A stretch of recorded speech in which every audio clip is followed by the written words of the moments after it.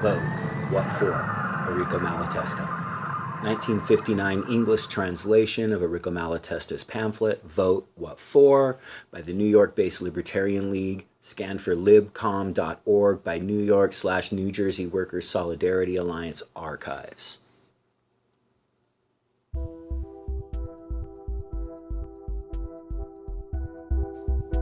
George, this beer's not too bad, is it? Jack, yeah, it's all right. But what a price. George, shocking, especially when you remember that what things used to cost. Still, you can't wonder with all these taxes. It costs you twice as much to live as it used to. They put up the price of some things and say you can do without them. But you can't do without bread and food and clothes. You have to pay the rent all the same. And then there are the taxes on this and the rates on our wages too. What a life. And it's our own fault. If we wanted to, we could alter things. The working class has the remedy in its own hands. Jack. Why? What's your remedy? George. Easy enough. You've gotta vote. Jack. What's that got to do with it? George. Have you or haven't you? Jack. Well, I'm entitled to a vote, but I never make use of it. George. There you are. You've got a vote, but you just won't take the trouble to use it, and then you wonder why things are so bad. You deserve all you get, honestly. People like you are responsible for all the trouble in the world. Jack. All right. Keep your hair on. Just tell me what's the good of voting. Jack. It's obvious. Who makes the laws? The MPs. Elect good MPs, and you get good laws. Jack. Good counselors and good MPs? We've heard that for a long time. But you'd have to be deaf, dumb, and blind not to notice it's the same stooges that always get in. Oh, it's wonderful to hear them when they're after votes at election time. They pat you on the back, ask after the wife and kids, kiss the baby, promise you railways, bridges, work, cheap bread, less taxes, higher wages, protection, absolutely everything. And once they get in, they're no better than anyone else. Goodbye promises. The wife and the kids may starve. There's no more or less work than before. The whole town could be falling to pieces for all they care. They've other things to think about than your troubles. Then a few years later, they start the ballyhoo again.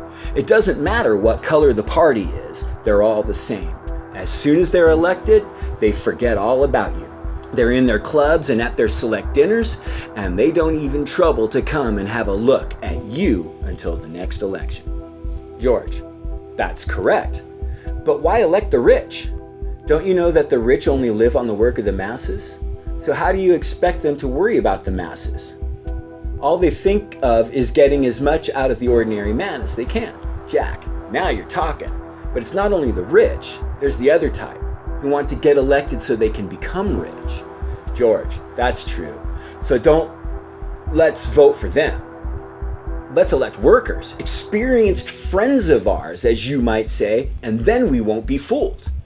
Oh, we've got some of your experienced friends, quote unquote, in now, and they're no different from our acknowledged enemies. Anyhow, what do you mean, let's elect? As if we, you and me, could do as we like. George. But it's not only us too. If each one of us tried to convert other people as they would do the same, Labor would have a majority and we could elect whoever we liked. And that's when we could form a government of the workers and then, Jack, and then it would be a paradise. I mean, for those who were in Parliament, you're arranging things a bit too quickly. Those in command always have the majority. The rich are always in power. Just imagine a poor worker, perhaps with an ill wife and 4 hungry kids, and you tell him to risk his job and get thrown out of his house to starve, just to give his vote to a candidate his master doesn't like. Just try and convince those poor devils who can be thrown out of work by their boss whenever he likes. They're never free. If they want to be free, they don't want to waste their time voting, just take what they need. George. But if we didn't do that, no one would vote. We couldn't go to the workers to ask them to vote for our party and say at the same time that votes were useless. Jack, that's just it. And on top of that, you have to make election promises you know you can't keep. And then you have to stand in with the government and mix with the well-to-do and all the rest of it. As soon as any of your men are elected, they have to kowtow to the people you admit are the opponents of the workers. So why the hell talk about propaganda when the first thing you do is to counteract propaganda? George, but you must admit, it's an advantage to have our own men with a voice in affairs. Jack, an advantage for themselves, and maybe for some of their friends, but for the mass of people? Tell it to the Marines. You can see what happens as soon as the MPs get elected. Socialists go over to the Tories. They become independents and other brands of opportunists. It's these rascals who hoodwink the whole of their followers, worse even than the church can do. As soon as socialists, who have perhaps been persecuted like criminals when they are out of office, like Ramsay MacDonald was, get appreciated and estimated by the rich and shake hands with royalty, they're won over. When they do run foul of the government, it's always with kid gloves. They know they're all pals together. They all sit together smugly in the smoking room, the best of friends. You can't imagine them getting too rough even in the debating chamber. And you're the devil of a long way from seeing them having their heads bashed in by the police as they used to get in the old days. George, oh, you're too severe. We know men are only men, and we have to stand for some weaknesses. But the thing to do is choose the best men, not always the same ones. Jack, at that rate, you'll be mass-producing racketeers if you keep changing the candidates. Haven't we got enough traitors? All those who pass through the mill are ground to flour. As soon as you send someone to office, they turn traitor. They mix with the rich and want to keep up with them. I'm willing to admit a man is a genuine socialist when he gives up his time and his energy, his money and his ability, exposes himself to imprisonment and victimization just to fight corruption and capitalism. But these MPs of yours are only professing socialists, running with the hare and hunting with the hounds, on par with the professing Christians who preach loving kindness and are the worst swindlers of the lot. George, now you're going too far. Among the socialist leaders you insult are men who have known what it is to go hungry and who have worked and suffered for the cause, who have given proof. Jack, get away with your proof. Even Hitler went hungry and worked for his cause. Have we got to respect him now he's become a scoundrel of the lowest order? Why, every whore was a virgin once. It's this respect for leaders that has brought socialism down. Socialism should have been the hope of the people, and your leaders have made it a curse. As soon as you get labor men in government, do you call that propaganda? George, still, if you're not satisfied with certain leaders, you can get rid of them. The voters can choose whom they like. Jack, can they? What choice has anyone ever got? You can vote for Tweedledum, and if you don't like him, you can have Tweedledee. Instead of throwing smoke in people's eyes about this voting business, you ought to destroy their confidence in the whole electoral setup, whether for Parliament or the councils. The most important causes of misery are first, private ownership, which prevents a man from working unless he submits to those who own the land and tools and accepts their conditions. And secondly, government, which protects the exploiters and takes part in exploitation. George, well, of course. You have to convince people that their interests are in voting for their own candidate in order to defy their bosses. We have to organize to prevent the exploiter from crushing the liberties of the people. Jack, just in order to vote for Mr. Jones or Mr. Brown? Of course, we should organize, but not just to add one more member to Parliament. We want to organize to convince the people that we've been robbed of all the good things of the world, that we have the right to take the control of our own products, and we can do it without taking orders from anyone. George: yes, but you must always have someone in charge to get things organized. Jack: not at all. George: but the people are too ignorant to run the whole affairs of life themselves. Jack: ignorant. If they weren't ignorant, they would soon see through these people who want to run the whole affairs of life for them. If you only left them alone and didn't mislead them, you can be sure the people would run affairs much better than these racketeers who say they want to govern us for our own good and then treat us like cattle. Besides, you say the people are too ignorant to have freedom, but you think they are clever enough to elect MPs? And if they vote for your candidates, you say they're full of wisdom. Isn't it easier to look after your own business than get someone else to do it?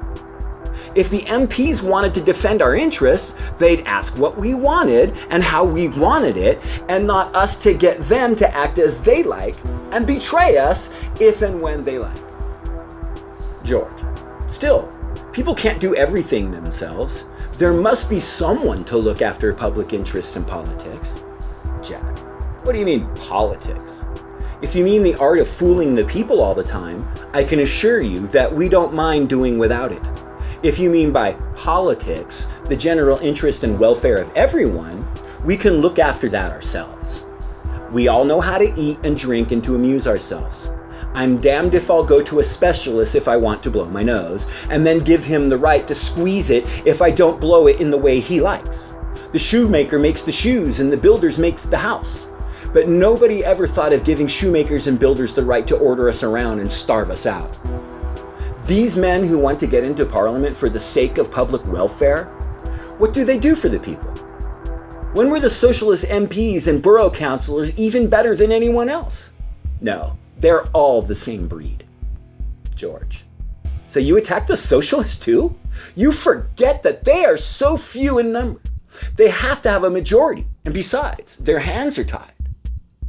Jack: then when do they accept office when their hands are tied? There's only one reason. They want to look after their own interests. George: you're an anarchist, of course. Jack: yes, I am. So what? George: well, anarchism seems to me to be too advanced. I'm a socialist. You're right in a lot of things. But if I'd known you were an anarchist at first, I wouldn't have told you that we could get better conditions through Parliament, because I know that so long as there are poor, the laws will be made by the rich and always to their own advantage. Jack: oh, I see. You know improvement won't come through Parliament, but you still tell people to vote. When you know I'm an anarchist, you know I won't believe that fairy story about voting for progress, so you admit that you know yourself you're getting the people to vote for certain candidates will never bring what you promise them. I know you're not being paid to lie and deceive the masses, so what makes you do it then? George: no, hold your horses. If I tell the people to give their votes, it's for the sake of propaganda. Don't you see how good it is to have some of our own men in Parliament? They can make propaganda better than anyone else. They can say things that we be run in for, and when they speak, all the papers report it. Jack: oh, so it's for propaganda you turn election agent, is it? Some propaganda. Listen, first you tell the people to hope and expect everything from Parliament, that revolution isn't necessary, that all the worker has to do is slip a piece of paper in a box and then you'll do the rest. Then you admit that this won't really achieve anything, it's only propaganda. Isn't this propaganda exactly opposite to your own ideas? The rich will always defend these two institutions desperately, whatever the cost. Deceit and lies have always been used, and they don't stop at the jail, the gallows, and machine guns. Elections are no use against that. We don't want a change of masters, but a complete revolution, making an absolute break with the past.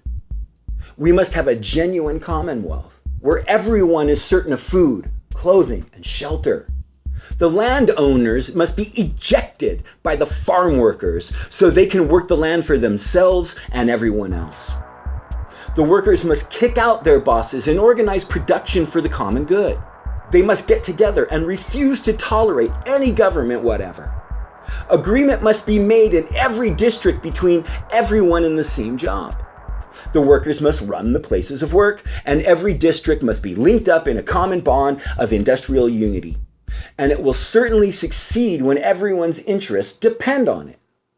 We won't fight amongst ourselves any longer or tolerate war between workers or different nations. War and competition will disappear. Machinery won't turn people out of work, but will help work, make it more agreeable and productive and less wearisome. There'll be no more untilled land. We won't just produce a tenth of what we need as we do now. On the contrary, we shall employ all known methods in order to increase the quantity of food and the quality of products. The whole of society will be one union of producers and consumers.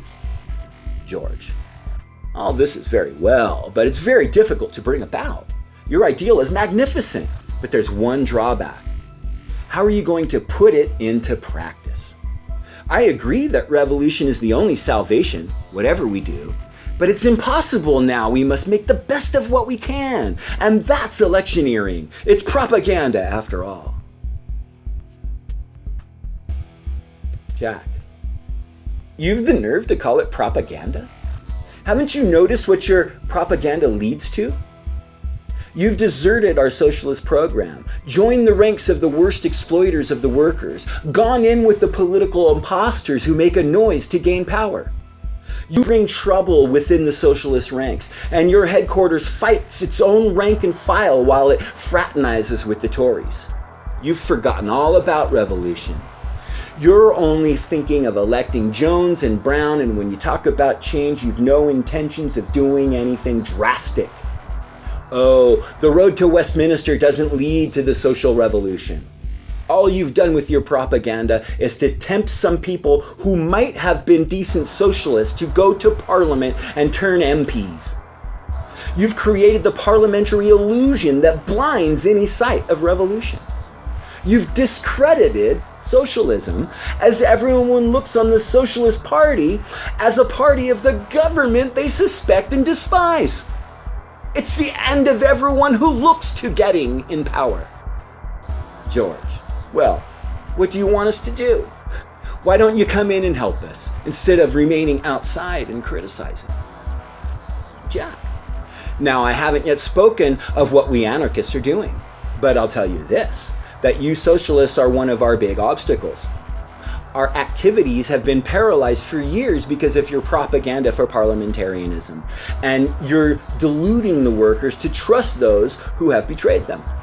We have to waste time counteracting your propaganda when we could be pushing forward to a social revolutionary change. I hope more and more people get disgusted with trusting your party. It's only that way we'll ever get a revolutionary feeling. George, well, hurry up and make your revolution, and you can be sure the mass of our people will be on your side if it ever came to a revolution, the rank and file, anyhow.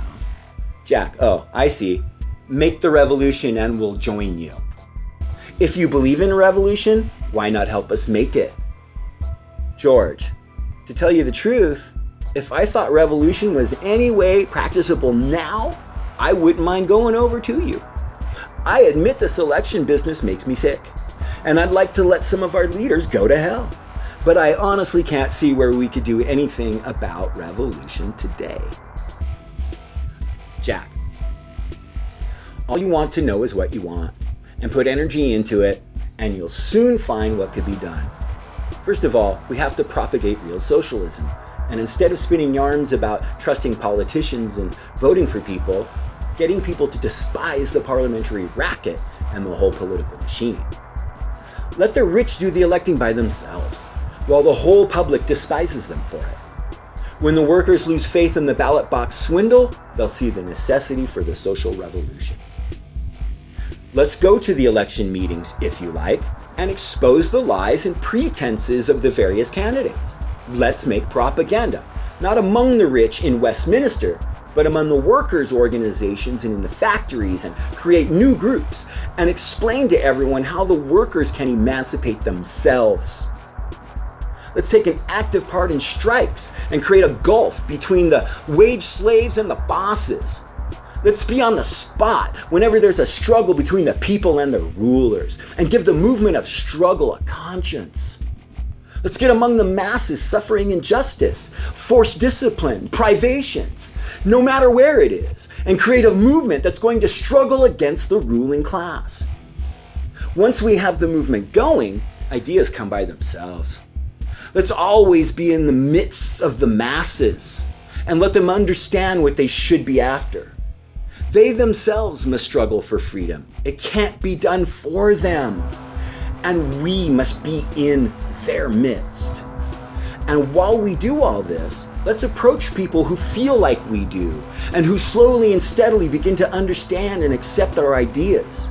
With those we must unite and prepare the elements for general and decisive action for the emancipation of the working classes. George, let's shake hands on that. They can go to hell with their elections. I want to learn more of anarchism.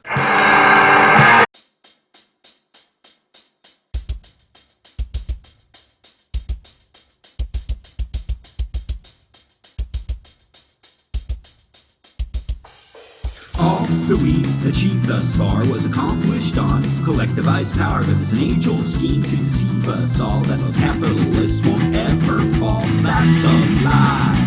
Get up and fight. Every human being has a right to fight for their own fucking page in history. Politicians, talking heads, and celebrities don't own a monopoly on history. The process of advancing philosophy is only for those who can afford defeat. That's a lie. Get up and fight. Every human being has a right to fight for their own fucking page in history. One world, and we're all fucking living on it.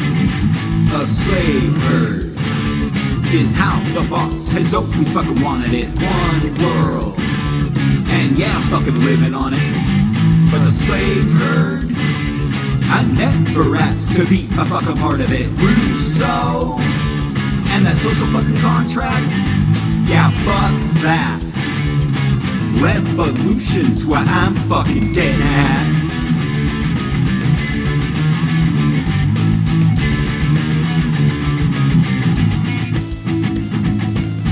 Socratic is a human disposition. Rich and poor alike have a right to that shit. Tearing apart the status quo is a long tradition from thinking fucking people all over the planet. Every fucking word a human understands been scrawled on pages and is waiting for you. Arrested, ingested, know what's really true, and minimize their stranglehold on you. There's a centuries-old hierarchical scheme that grinds down hard on your dignity, feverishly feeding us complacency as the only way to ever be free. That's a lie. Get up and fight. Every human being has a right to fight for their own fucking page in history. One world, and we're all fucking living on it. A slave herd is how the boss has always fucking wanted it. One world, and yeah, I'm fucking living on it. But the slave herd, I never asked to be a fucking part of it. Rousseau, and that social fucking contract, yeah, fuck that. Revolution's what I'm fucking getting at.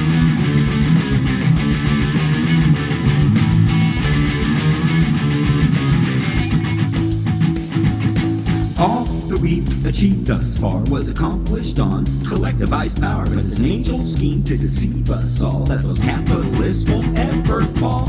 Politicians, talking heads, and celebrities don't own a monopoly on history.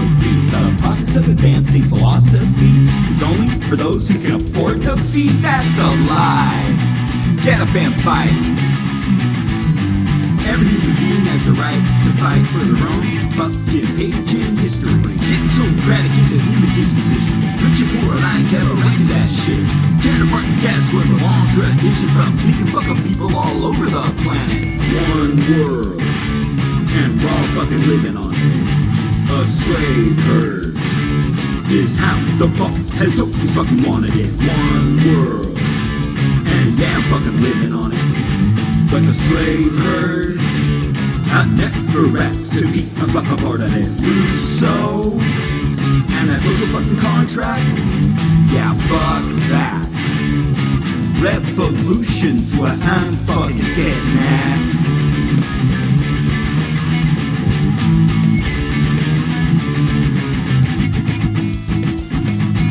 Your life's your life. Take it and do with it what you can. But revolution's what I'm fucking getting at.